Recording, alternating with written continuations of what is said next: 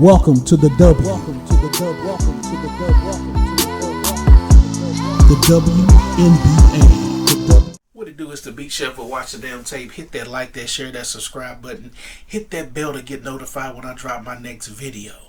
New subscribers, I thank you for joining. Hope you enjoy the show. Old subscribers, thank you for helping me continue to build this platform and push out this content. The Atlanta Dream played the Indiana Fever at home. The Fever get the win 81-76. This was a scrappy game. Chippy at times, but I like it because Caitlin Clark, by far the most popular player in the league. Top three in my opinion. I told you my elite status. Caitlin Clark, Nafisa Collier, and Asia Wilson. Top three in the league. So if I'm a player and she's coming into my house or I'm going into hers, I'm trying to beat her ass. That's the mentality I would have. And that's the mentality that Ryan Howard had tonight. She was relentless. And I tell you what, this Fever team is going to have problems with this team if they meet them in the playoffs. The front court gives them problems. The size of Ryan Howard. I like the strategy they did. They put a extremely athletic person on Caitlin Clark. And that's pretty much going to probably be the blueprint this year. And the Fever, they got it. They got it. Every team doesn't have a player like Ryan Howard. I mean, she was a #1 pick in 2022. She gives Caitlin Clark fits.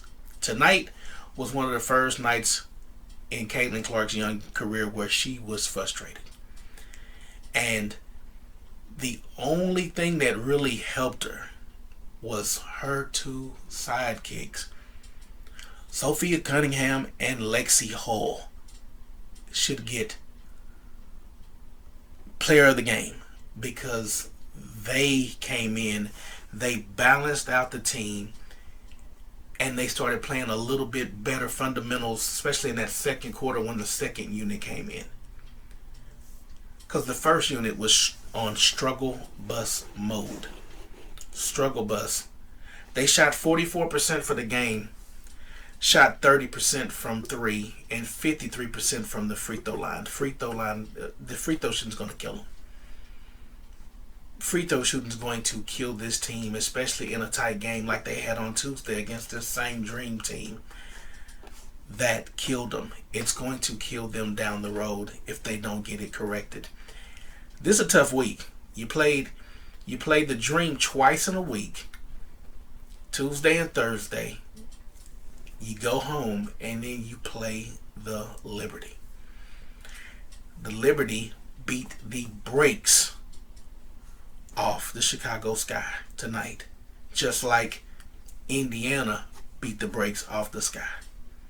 The Sky is falling, but make no mistake, if they play like they did tonight against the Dream and they do that against the Liberty, they will get blown out as well. This team is they're not equipped to come from behind by a great deficit if they're not hitting their shots. And tonight they weren't hitting. They shot 23 3-pointers, only made 7. And I was at the point just screaming at TV, stop shooting freaking 3-pointers. Kelsey Mitchell had a wide open. That's the worst thing in the world. The deflating feeling of you sitting there at an uncontested 3-pointer and you airmail that bad boy is annoying as hell. And it happened to her. It happened to Natasha Howard. And I was like, stop shooting threes. Damaris, sweetie, stop shooting threes. You missed the first one. You hit the second one. Then you went back to another one. No, you're not the Joker. Sorry. That being said, DeWanna Bonner, 19 minutes, 1 point, 7 rebounds. 8 rebounds. Natasha Howard, 29 minutes, 12 of 17, had 26 points. Way better game than what she had at home. But a little bit of that had to do with the fact that Brittany Griner was in constant foul trouble from doing stupid stuff. Aaliyah Boston, another one to get a boo-boo sticker along with DeWanna Bonner. You 6'5", you played 23 minutes, you took 7 shots, you scored 4 points. You were the first overall pick in 2023. You get a boo-boo sticker. Kelsey Mitchell, 7 of 19, started out slow. Ended up with 17. Caitlin Clark, 4 of 11. 11 points. 6 assists. One of her worst games I've ever seen. But you playing somebody faster than you, longer than you, and more physical than you. Not every team can do that. And at the same time, it was amazing that Ryan Howard was able to score the way she scored while playing defense on Caitlin Clark. But that was because Caitlin Clark was not cooking. There was a few passes this game that she just totally whiffed on. There was also a few passes that, of course, her teammates continue to F off. That first half had more blown layups, uncontested layups on both sides. Both sides just missing layups. It's just the price you get with a ticket. You gonna get, when you buy a WNBA ticket, it comes with an air ball and a blown layup. That's just it. The bench didn't do much. Like I said, Lexi Hull, 4 of 7, 10 points. And Sophia Cunningham. Sydney Colson barely got into the game. He's got a bagel. 5 minutes. Didn't do nothing. That was the weird thing. Caitlin Clark played 32 minutes, and I'm like, man, could somebody help this girl out? Sophie Cunningham and Lexi Hull, if they don't play, they both played. Lexi played 27 minutes, and Sophia played 20. If they don't play tonight, Fever lose. Even though Ryan Howard scored what she scored, and let's get to their scores. The Dream, Brianna Jones had 33 minutes, had 15 points. Brittany Griner, like I said, was in foul trouble, fouled out. 25 minutes, had 5 points. Alicia Gray, she wasn't her usual self. She had a bagel, 0 for 5 from the 3-point line, had 11 points, but she bageled on hitting threes, and that's not like her. Ryan Howard was 8 of 17, 24 points. Took some sporadic shots and had some bad decision making in this game. Tiana Pow, good game. 3 of 9, 11 points, played 30 minutes, hit some nice threes. Helped them get the lead back for a little bit. Didn't get much from their bench. Nia Coffey hit some threes, had 6 points, and Nice Hillman only contributed 4. They shot terrible. 35% from the field, 34% from 3, and 78% from the free throw line. The threes, at certain points, the threes and the free throws is what really kept them in the game, because Indiana could never get like a double-digit lead. It was just single when they finally took the lead. But the first quarter was abysmal, 13-18. But back to Lexi Hull. Even though Ryan Howard scored like crazy, Lexi Hull slowed her down. Lexi Hull stopped possessions, grabbed important rebounds, and just defensed. I know Ryan Howard said she can't guard me. Lexi Hull did enough to get that W on your ass. That's what she did.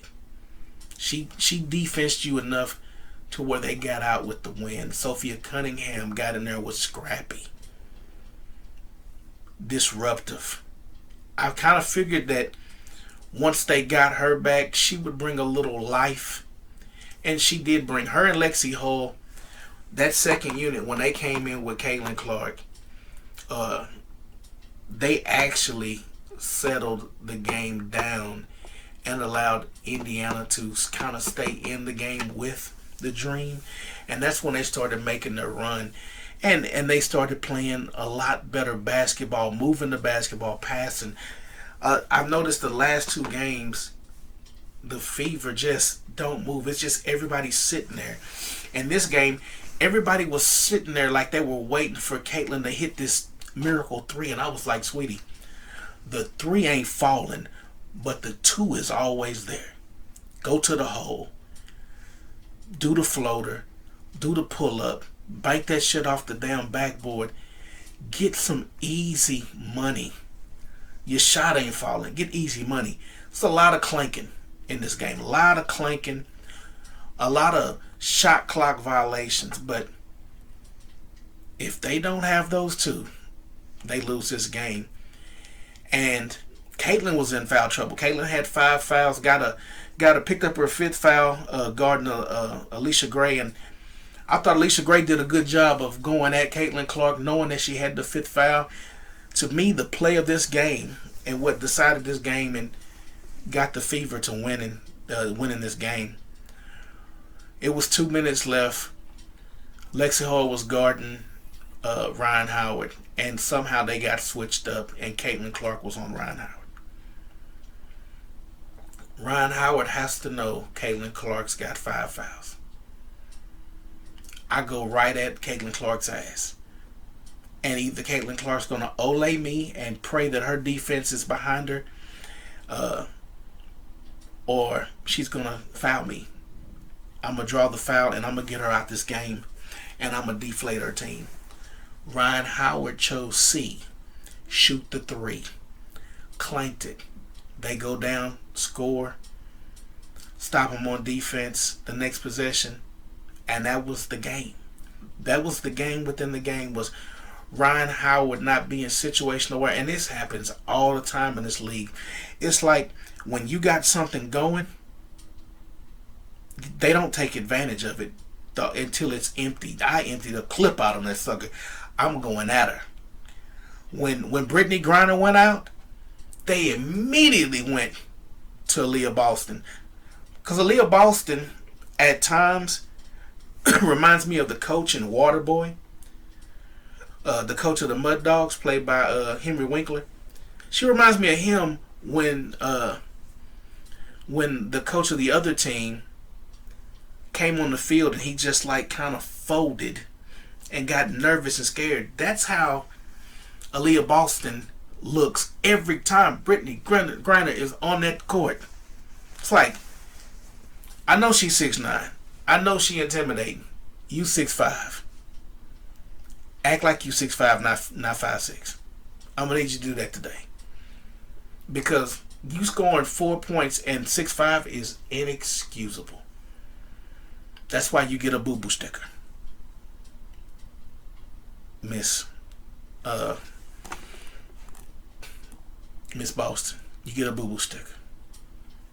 That's ridiculous. And I saw it on Tuesday with her, and it carried over. And so I know it's real. I know that little scruff, that little skirmish they had last year is still in Aaliyah Boston's head. When Brittany Griner is on the court, she don't want to guard Brittany Griner. She want to guard Breonna Jones. And I can tell that Breonna Jones knows something, because every time they cut the camera to Breonna Jones, she was giggling and laughing about something that Brittany Griner or Ryan Howard were saying. It was, like I said, this was a chippy ass game. This is a chippy ass game. This was basketball right here. The crowd, not into it at all on either side. I was happy they booed at the free throw line, because I thought they were going to try to suppress them from even booing during free throws. I heard them booing during Kelsey Mitchell's free throws, and they booed during Caitlin Clark's free throws. So it was good to hear the crowd at times, but as far as packed house, nah, that wasn't a packed house. That wasn't a packed house like the one in Indiana, and the electricity in the air from Saturday night wasn't in the air. So I know at these games they have a lot of security. At the Valkyrie game, they had guys in suits that would be on the court during every intermission. So I saw them during this game during intermission. There was a lot of security. There was a lot of armed police officers in the crowd too. So I don't know if just people just are on edge because I mean what the league said and all the statements that all the teams put out about whatever, and then this night is about empower whatever they had on the court, and all the coaches had the shirts for the Atlanta Dream. It just seemed like it was so set up to be so to make the Indiana Fever look like a negative team coming into an arena. It was very weird to see that they did that thing on this night. I guess I don't know. Maybe just because the Dream get a big following, a big TV presence, so they figured let's just advertise this campaign slogan, this game. But that was just some little observations I saw during this game. The refereeing was terrible. They called a lot of fouls, slowed the freaking play down. I was like, Jesus, can y'all just stop calling fouls and let these ladies just hoop, please? Please, because I'm getting tired of these damn Amazon commercials with that same repetitive ass chimey music. Oh, it was annoying. I don't know how about y'all felt about it. I was tired of commercials. I was tired. I wish they'd show in the arena what they're doing with the fans. Anything besides this Amazon noise. This shit is on my nerves. But let me know your thoughts on the game. If they play like this against the Liberty, they will get spanked. But leave your thoughts and your comments below. And until next time, peace. Welcome to the W. Welcome to the W. Welcome to the W. Welcome to the W. The WNBA.